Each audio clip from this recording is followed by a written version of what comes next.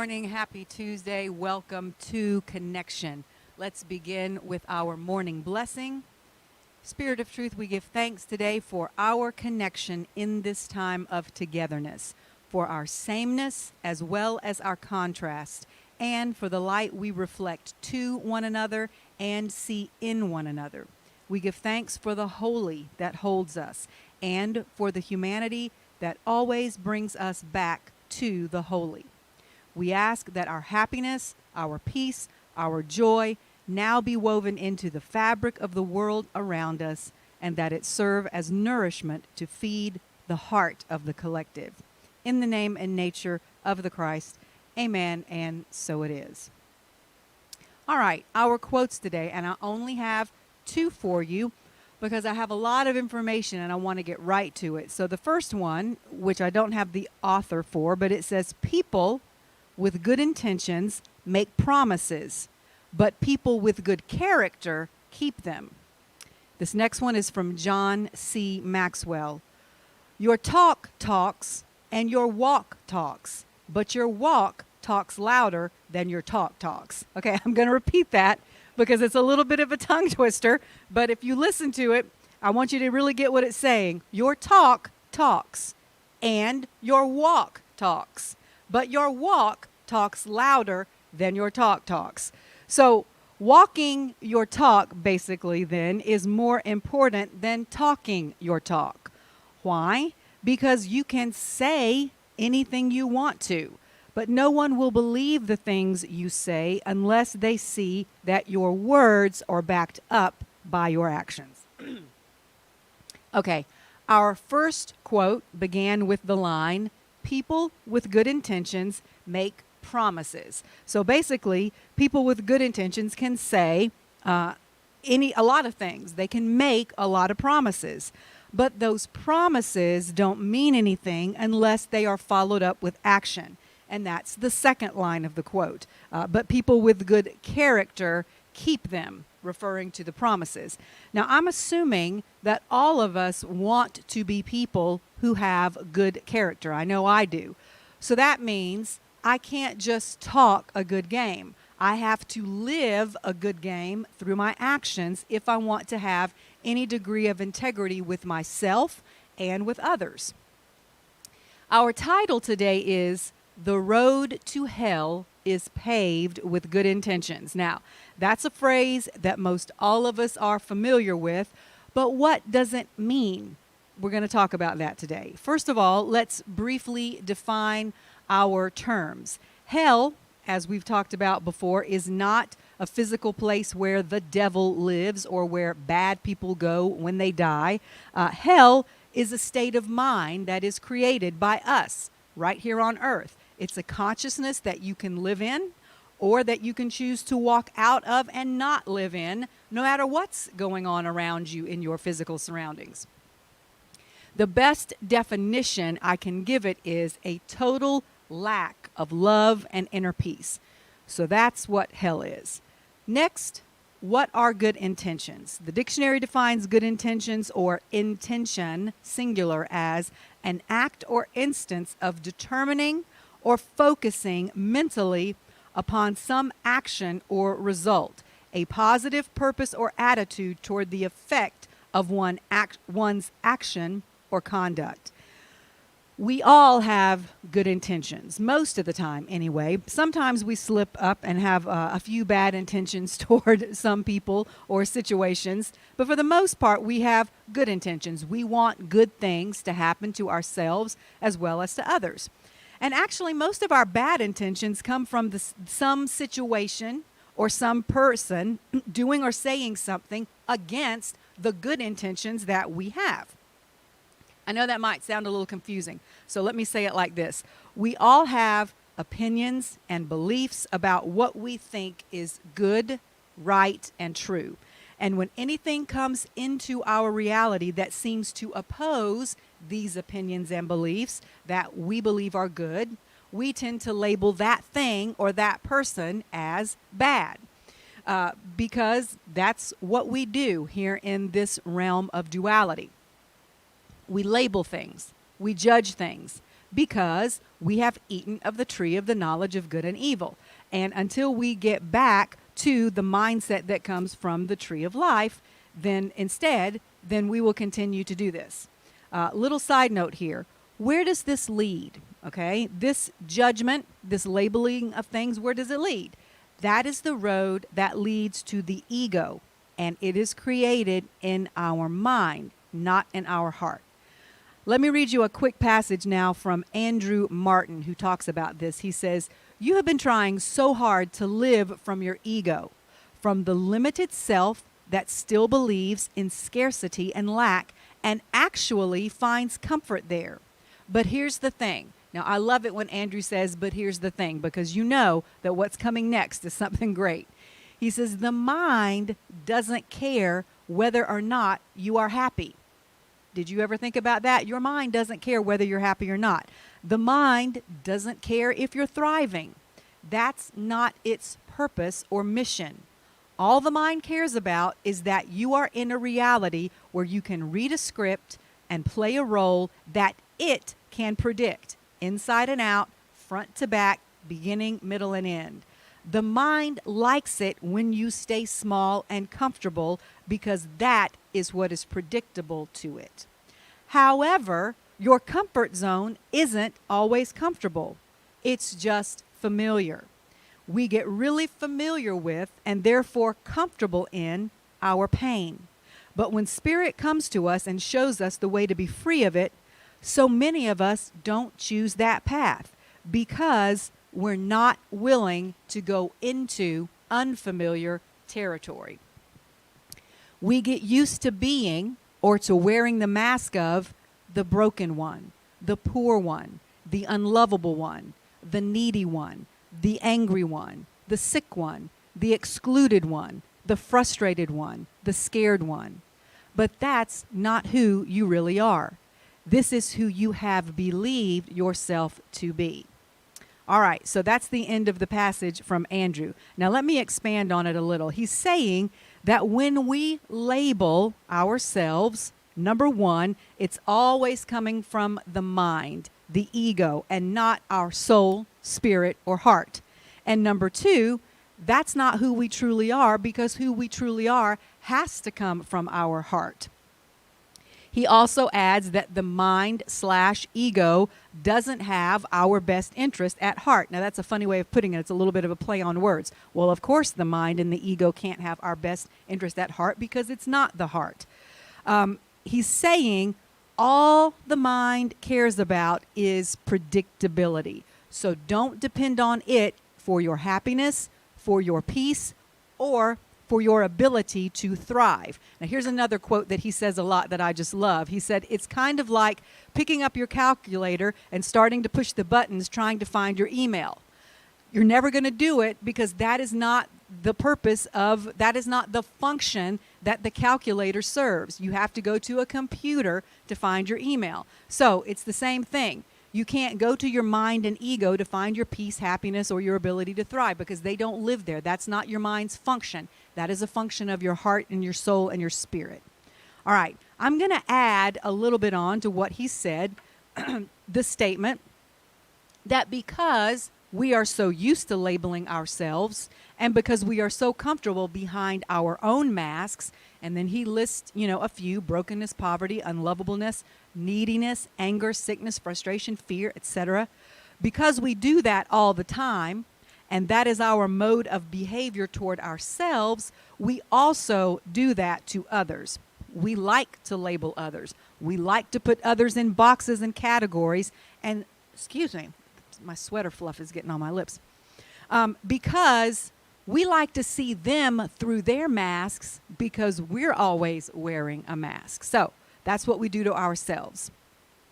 Now, one of the most fundamental principles in all of the world religions is the golden rule. Do unto others as you would have done unto you, or as you would have others do unto you. Most of us say that that's the life principle that we aspire to follow. But do we? Listen closely. It doesn't say do unto others as you do unto yourself. It says do unto others as you would have done unto yourself, or in plainer English, what you would like to have done to you. The premise is to treat others as you want to be treated by them. But that's not the reality of what a lot of us do. Instead, we do unto others exactly what we do to ourselves. We judge them and we label them.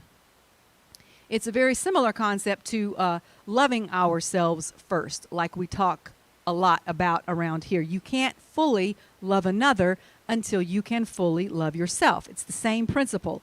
You can't stop labeling and judging others until you stop doing it to yourself. But I'm getting a little ahead of myself here. Let's get back to good intentions.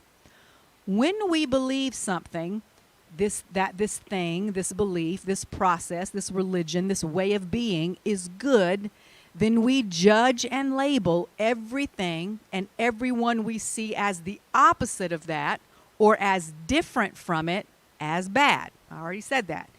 So, that is a good recipe, though, for becoming stuck in life, down on a very low level of vibration of believing everyone must believe exactly as you do, because you're right and your beliefs and your opinions are the ones that are good and true.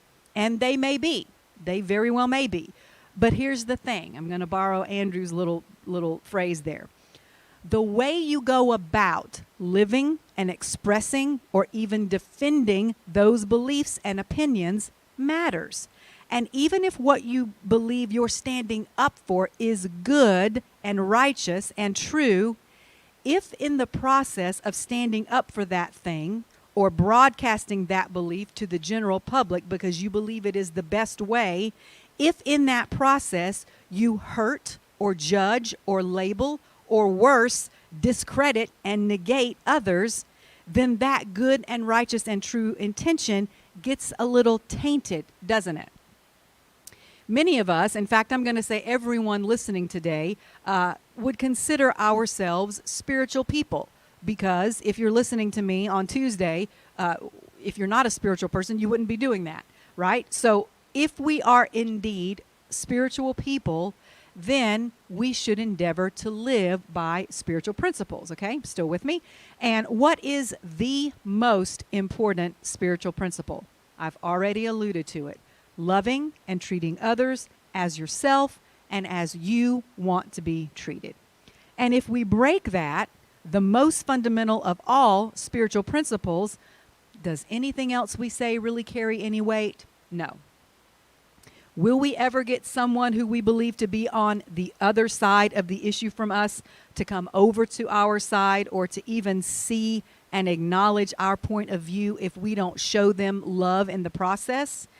If all we do is judge them and label their belief as wrong and unacceptable? No. All that does is create hell, which we have defined earlier as a total lack of love and peace.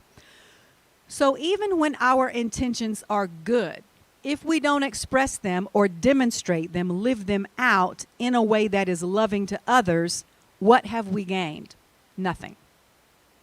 Side note here that I want to explore further, perhaps in another teaching.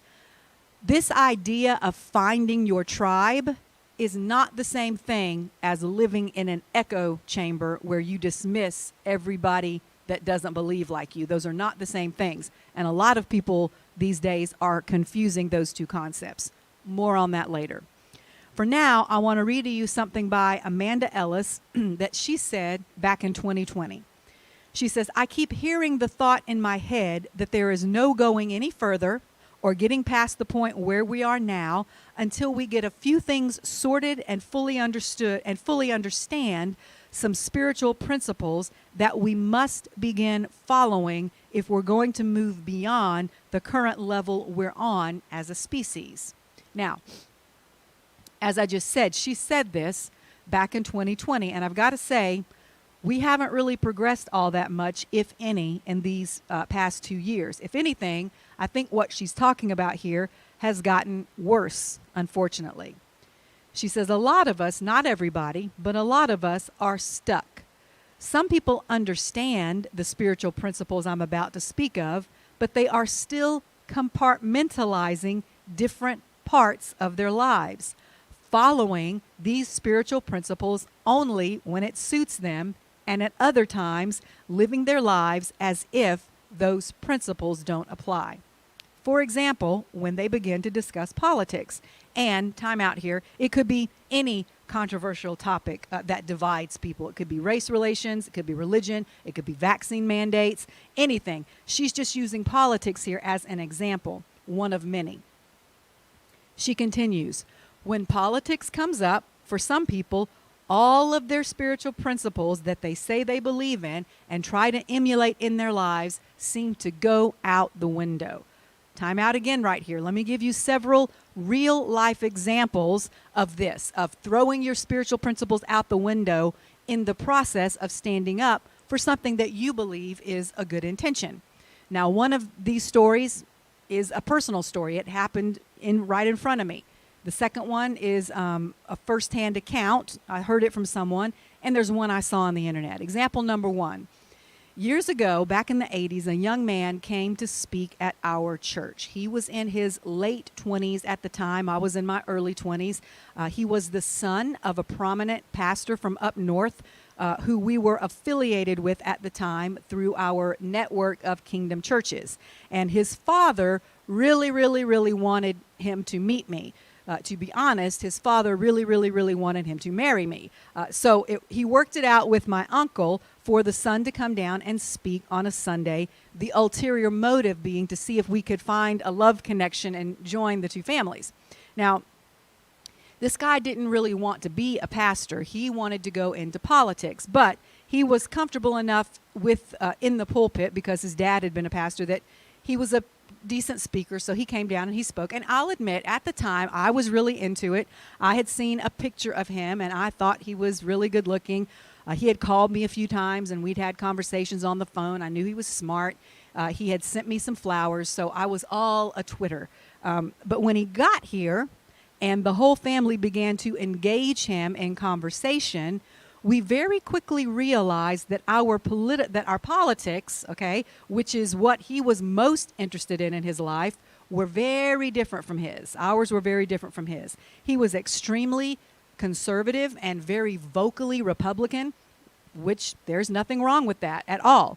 But our family had always kind of leaned left politically and had voted mostly, not exclusively, but mostly for Democrats.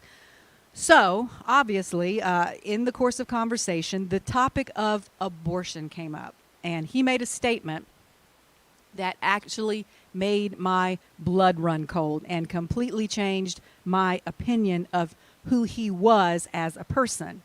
He was obviously pro-life. Again, that's fine. I and my family had and still have no argument with that. We may feel that at certain times and in certain circumstances, abortion should be considered as an option, and we may consider ourselves pro-choice, but we had no issue with the fact that he was on the other side of that and that he had a little different opinion about it. We could all get past that and agree to disagree until he made this statement. He said, well, I wouldn't personally bomb an abortion clinic, but I wouldn't lose any sleep over it if someone else did. And at that point, I was out. Line crossed. I mean, let's follow the logic here. You are anti-abortion supposedly because of your belief that all life is sacred. Yet you obviously don't hold the lives of the doctors and the nurses and the other staff and the possible patients who would be in the clinic at the time if it were bombed. How about their lives? Do you consider them sacred? Obviously not. So, makes no sense and defeats your point. So I swiped left on him before that was even a thing. Example number 2, I was on the phone recently with a friend of mine from years ago who now lives in another state, and she was relaying to me a story, a situation that had recently happened in her family. A family member of hers tragically and suddenly died, passed away, and of course, as families do at a time like that, they all began together at the house of this person who had died to comfort the spouse and the children. In this case, it was a wife. And eventually, someone noticed that the father of the girl who had just lost her husband was not there. And they began to ask where he was and why he wasn't there. And sadly, the reason that was given by his wife was that it was because his son was there, and his son was not vaccinated.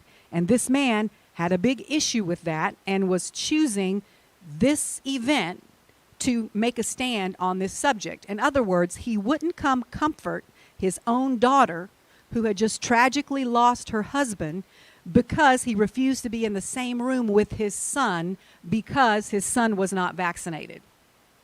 His philosophical disagreement with his son over that issue was apparently more important to him than being there for his daughter in what was the worst moment of her life. Now, I know many, many people who feel very strongly that everyone should be vaccinated, and that is a noble belief on the surface. But let's dig a little deeper. Why? Why do people feel so strongly about this? Presumably because they want the best for everyone, including themselves. So that very well may have qualified in this man's mind as a good intention. But how was it expressed? In a way that made his family, both his daughter and his son, feel loved and cared for by him? Nope, not even close. In fact, I don't think that young woman will ever get over that. I know I wouldn't. Example number 3. I saw a video the other day of 2 older white women who were about to get in an elevator, but when the doors opened and they saw a young black man already on the elevator, they began to accost him and scream at him. Not because he was black, because he was not wearing a mask. And they went on and on about how he was putting them in danger. Now, they had masks on, so I'm not really sure what they were afraid of, but they were literally demanding that he get off the elevator, even though he was on the elevator first and had not reached the floor where he was going. So the most ironic thing was toward the end of the exchange, one of them yelled at him, "Black Lives Matter." And I'm not sure why she was yelling that at him. I don't know if she was trying to say, your black life matters to me, which is why I want you to wear a mask, or if she was trying to prove that she wasn't just an old racist white lady yelling at a black man to get off an elevator. But it was almost comical. And he was extremely patient with them, much more so than a lot of other people would have been. He was on the inside of the elevator, so he was trying to push the button that just closed the doors, but they just kept sticking their arms in and keeping it open and continued to yell at him and berate him for choosing not to wear a mask rather than just simply let the doors close and wait for the next elevator, which would probably have been the safer thing for them to do if they were afraid he was going to breathe on them. But no, they wanted to make their point because they had a good intention. Again, I'm sure they thought that their intentions were good. Perhaps they thought they were educating this young man and possibly saving his life. But was their behavior creating peace in any way? Were their actions or words loving in any way? What did we say earlier hell is? The total lack of peace and love. So their good intentions were paving the road, or a road, to hell in this case, because their actions did not match their words. Because I'm fairly sure that this young man did not walk away from that experience feeling that his life or his choices mattered to them in any way. Okay, so there you have 3 examples of good intentions being expressed badly, and therefore pretty much nullifying them or canceling them out as good intentions. I'm going to stop and take a sip of water before I tell you a story. It's a little bit of a lengthy story, but it's a good one. Well, first, let me do this. Let's go back to Amanda Ellis. Let me finish up what she was saying. She says, whenever I release a video with political subject matter or talk about anything to do with social justice, I always get a few comments asking why I'm even touching on politics if this is supposed to be a spiritual channel. And she's talking about her YouTube channel. And this is because, as I said, people are compartmentalizing and thinking that the spiritual path and all it teaches, the principles of non-judgment, forgiveness, compassion, understanding, and love, don't apply when it comes to talking about politics. But truly, All parts of life are an expression of spirit.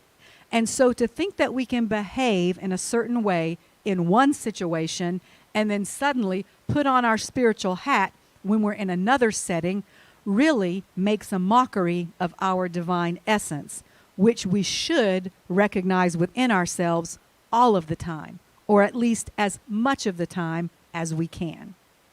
So then she talks for a bit about how she sometimes gets criticized by her followers on Facebook and YouTube for deleting certain comments that people post under her videos. They accuse her of deleting the comments of all who disagree with her, which she doesn't, because I followed her long enough to know that. And she spends some time explaining that it's not that they disagree with her, but rather that because she considers herself a spiritual teacher and her channel a spiritual channel, she won't allow any comments that slander other people or that disrespect her or other people on a personal level. She's perfectly fine with comments of disagreement as long as they stick to the subject matter at hand of whatever the post was, and they don't devolve into personal attack. She admits that she deletes threads where people decide to take each other on in the comment section and argue endlessly with each other to the point that it becomes fruitless, because that's not the energy she wants on her page. And because she is one of those people who tries to live by her spiritual principles all the time, no matter what subject she's talking about, not just the specific subject of spirituality itself. She concludes by stating that there's a difference between the freedom to express your opinion and even disagree with others respectfully in a civil manner, and having it devolve into name-calling and personal attack. There is nothing spiritual about that, she says, and I wholeheartedly agree with her. All right, now, I want to get to this story about a woman who lives in Great Britain and what happened to her as the result of a group of people on the internet who had good intentions. Something that's very important to understand in any situation before you judge it is the context. And that is all but lost these days, especially among people who are part of the cancel culture. The context in which things are said or written matters. And that's another problem with judging and labeling. It's often done without any regard for nuance or context of the particular situation. Here's the story. Kate Clancy is a teacher, poet, playwright, and multi-prize winning author, and until 2021 was one of the most celebrated modern-day literary figures in the United Kingdom, especially noted for her work with and support of young poets and writers.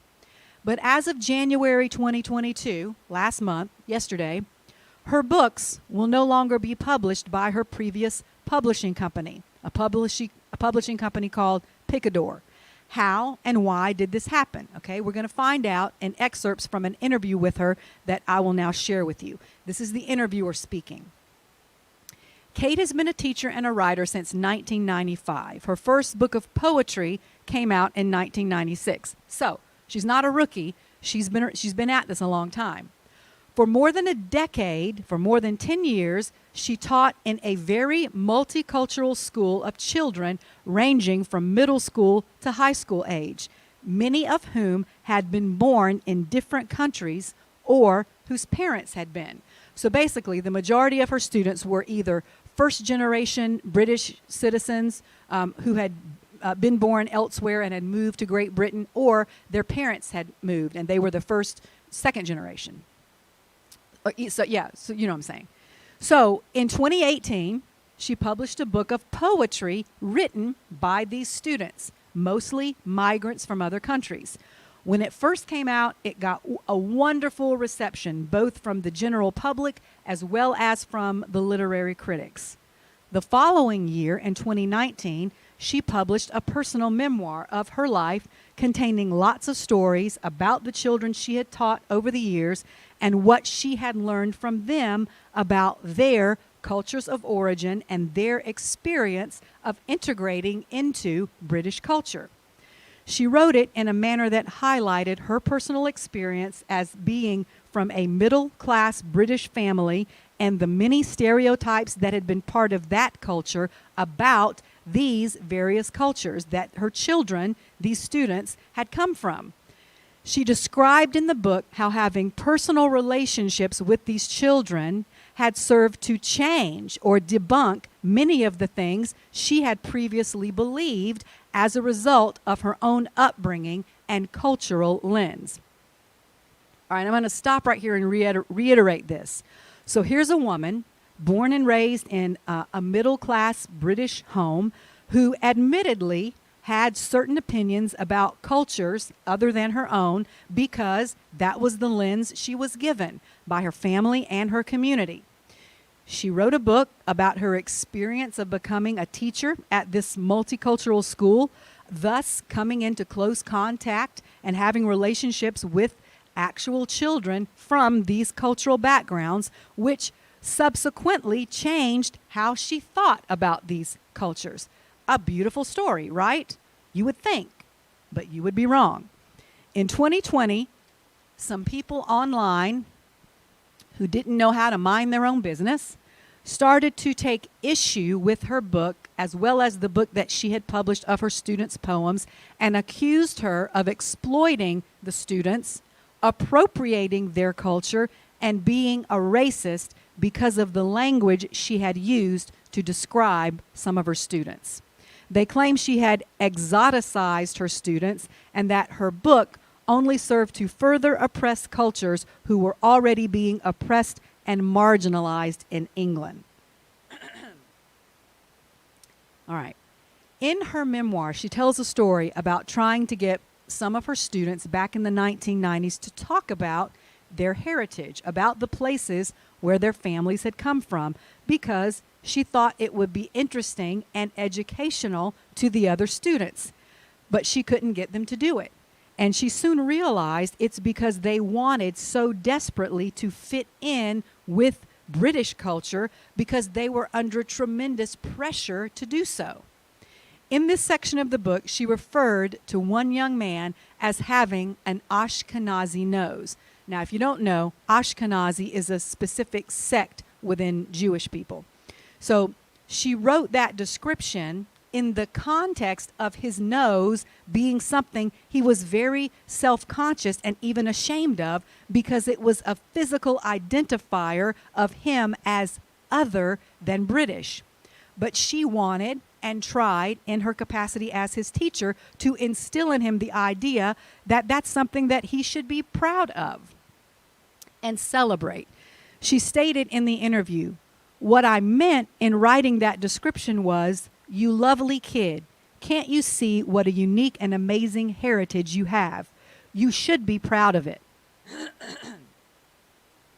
The exact quote from the book is, "I was baffled when a boy with jet black hair and eyes and a fine Ashkenazi nose refused to identify at all with his Jewish heritage." And for that, she was accused by her online detractors of racial profiling. She went on to explain that she had had many discussions over the years with her students about why they didn't want to identify with their own cultural background. And also she wrote about how she tried to show them the beauty of their diversity and give them a safe place to discuss their challenges as well as the positive experiences they were having as immigrants themselves or as the children of immigrants. At one point, the man who was interviewing her said, "I suppose it's now taboo to mention anything about one's physical appearance as it relates to their cultural background. Even an affectionate and positive description seems to be politically incorrect. Is that where we are now?"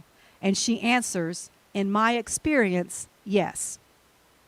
Now, I know I'm getting pretty deep into this story, but I promise you it's for a reason. I want to read one more exchange from this woman as she was being interviewed to show the context of where she was coming from, where her heart was, and what her intention and purpose was for even writing about this. She says, During the teenage years in school, there's nothing that children worry about more than their appearance. Schools are very physical places, and the teen years are very critical in the development of your self-esteem regarding your physical appearance. In every school, but most especially in multicultural schools, everyone looks different, especially in the south of England, where there are very recent migrants from every continent around the globe. And at this age, they want two things that seem to oppose each other. One, they want to fit in and be accepted as British citizens. And two, they also want their differences to be acknowledged and to be seen as individuals. Every encounter is a delicate dance between those two desires. Now, we all remember what it was like to be in middle school and high school, and she's right. That's when you're struggling with who you are, and it's very important to you to fit in and be like everybody else, but also you want to be recognized for your uniqueness. So can you imagine, if you've been born in a country and you live in that country your whole life, and you know it's how difficult it was for you in middle school and high school, think of how much more difficult it has been for these kids going through that same developmental stage who have come from another country and are trying. That's a second layer of them having to try to fit in. All right, she said, I tried in this book to take my readers through some of these journeys that I had embarked on as a teacher. I learned, for example, that instead of being worried or troubled by having acne or being attractive enough, as some teenagers would be, one of my students was terrified of looking too Somalian. In fact, it was the biggest trauma of his life because he feared that his appearance and people's perception of his culture might endanger his family's visa status. That was something I'd never thought of before and felt was an important story to include in the book so that others could share the experience and imagine his pain, maybe causing them to rethink some of their stereotypes and perceptions. So, here, a woman who obviously cares deeply about her students has not only tried to educate them academically, but also to provide them with, as I said before, a safe place to discuss their challenges that occur in the rest of their lives, not just in their education and academic setting. And she's also grown. She's had personal growth. She has confronted some of her own perceptions and changed the ones that she'd been taught that she found through her own experience were wrong. She'd been an advocate for her students up to and including, she'd even gotten a whole book of their poetry published. So there's the context, okay? Now the rest of the story of what happened to her, her career, and her reputation in the space of 1 year because of a group of people online who expressed what they thought were good intentions. Here's one more thing that she says concerning the context of her book and the situation she was attempting to describe.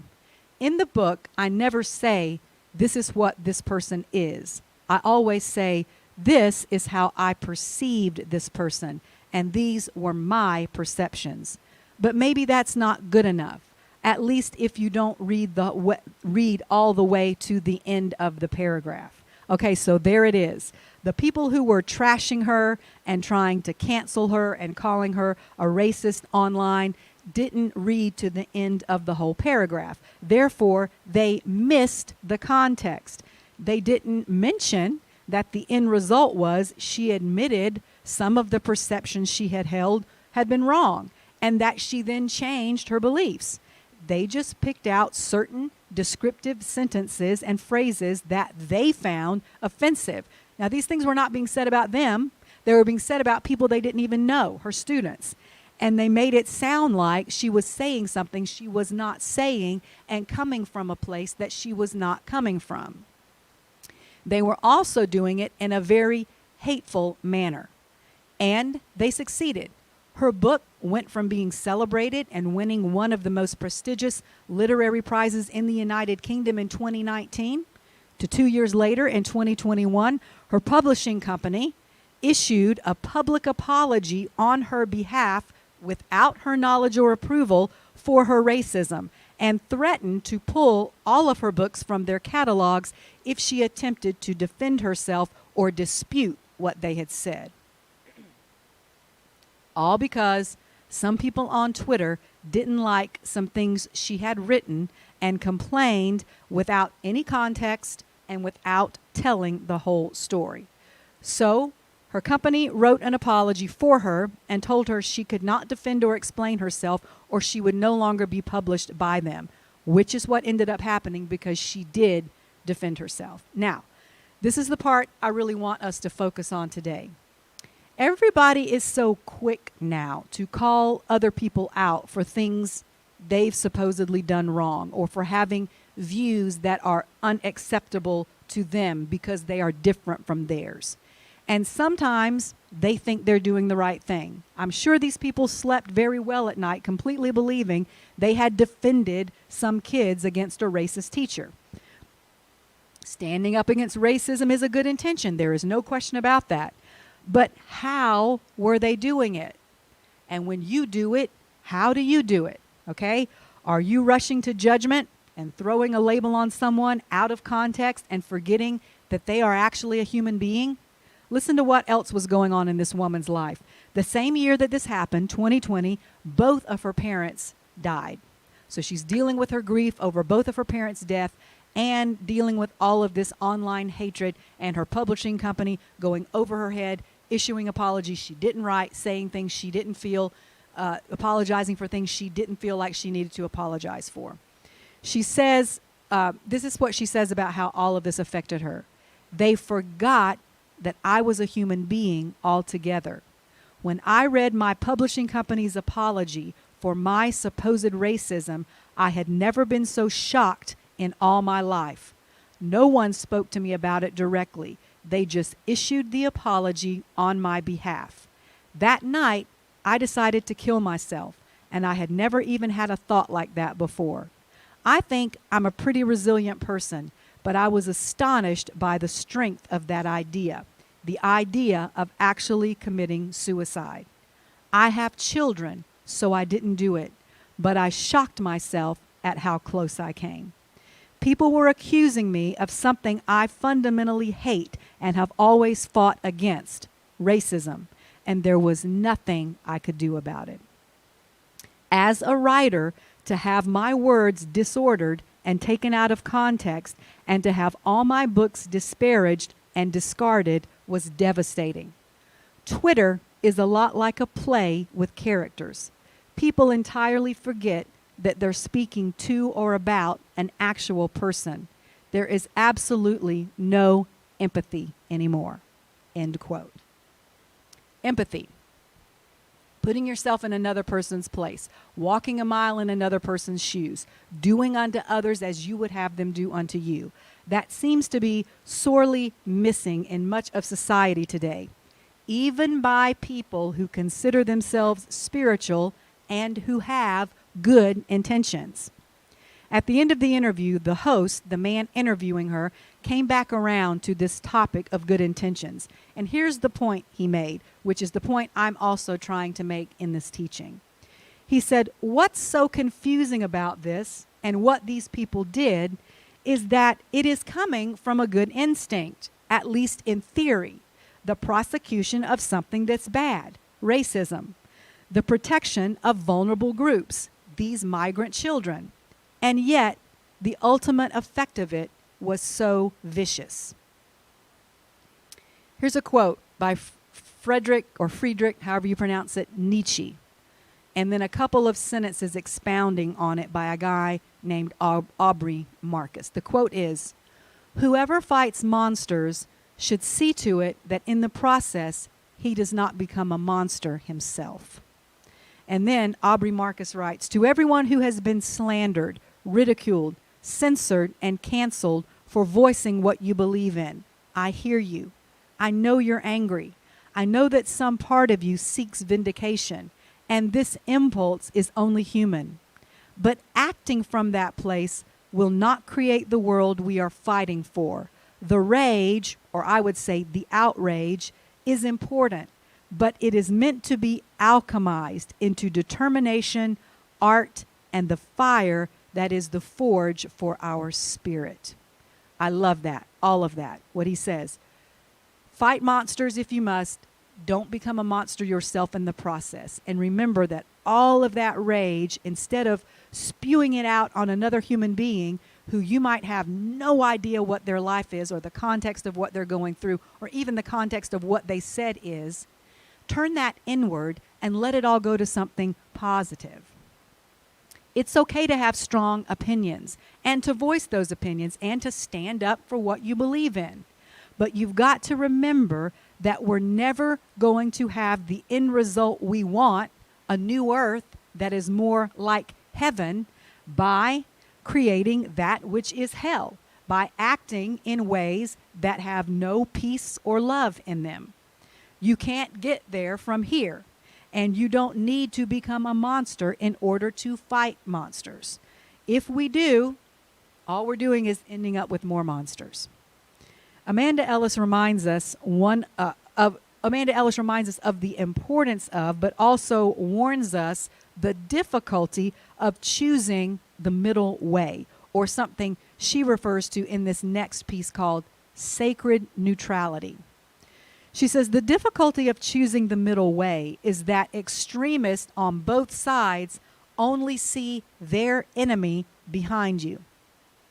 So I want to stop right here and get this visual. If you choose the middle path, which is what I always try to do, then the people over here on this extreme, when they look at you in the middle, they don't really see you. All they see is these people behind you, because they are so extreme that anything past this line of their extremity is the other side.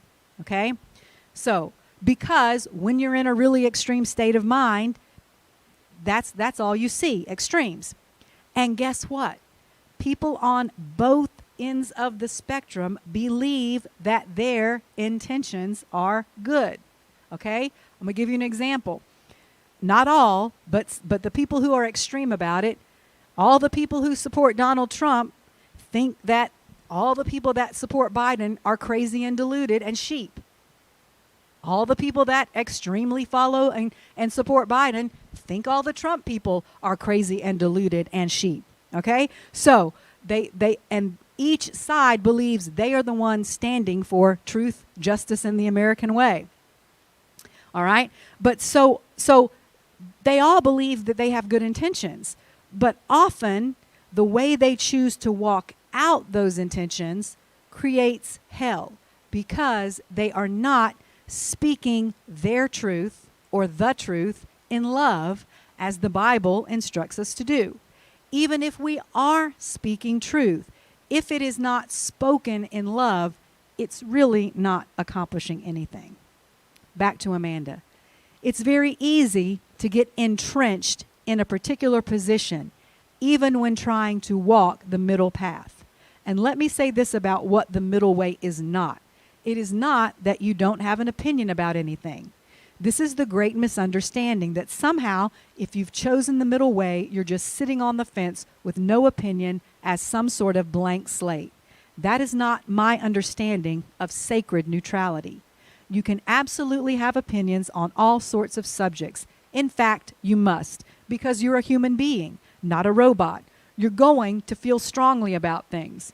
You are meant to react and to interact with the world. But you must try to stay open to both sides of the debate, whatever it is. There is a proviso to that, however, which involves boundaries. I'm open to hear you as long as you're respectful. Every single person on our planet has something to contribute to the collective debate, and as long as they speak respectfully, they have a right to be heard. We must remember that in the end, we all belong to each other, and that we all need each other. End quote. On that note, I want to end with a thought from a series that I'm currently watching on Netflix called Connected, which I highly recommend. It's this researcher who goes all around the world showing how everything and everyone is connected. And when we forget that, that's when we start expressing our good intentions badly. which only creates for us and everyone around us hell on earth. It's okay to have good intentions, but the way we express them and walk them out makes all the difference. In this particular episode of this series called Connected, the researcher travels to the middle of the Sahara Desert, and he goes to a place that used to be covered by water thousands and thousands of years ago, but now it's all dried up. And in fact, it is the driest place on earth. But what remains there are still the skeletons and the detritus that used to be the fish and the crocodiles and even the algae that once lived and swam in these waters. And because it's so dry there, they've really been preserved well.